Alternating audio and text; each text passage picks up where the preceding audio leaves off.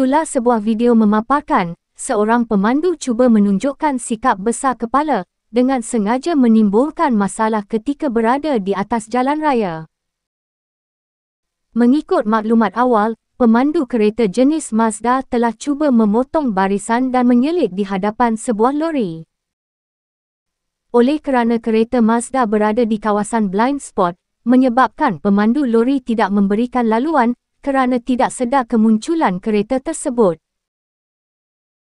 Merasakan pemandu lori sengaja tidak mahu memberi laluan, menyebabkan pemandu Mazda mula naik angin dan membuat kecoh di atas jalan.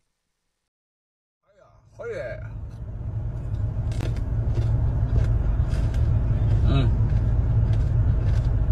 Okay.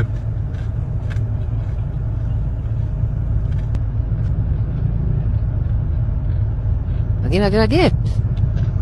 Bodoh punya kereta lah. Di sini ni bodoh ni. Dia tahu dah orang kita nampak dia cocok masuk ni. Bodoh punya kereta putih ni. Bodoh tu pasal biu.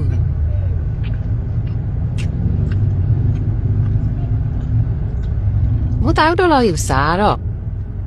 Mana tu nampak mu jatuh ke tepi tu. Bagi dah lori tu lalu dulu. Lori bapak punya panjang ha. Tengok lagi dah.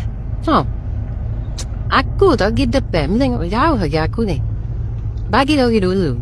Dia ni bodoh ni. Ni. Nama pelik dia.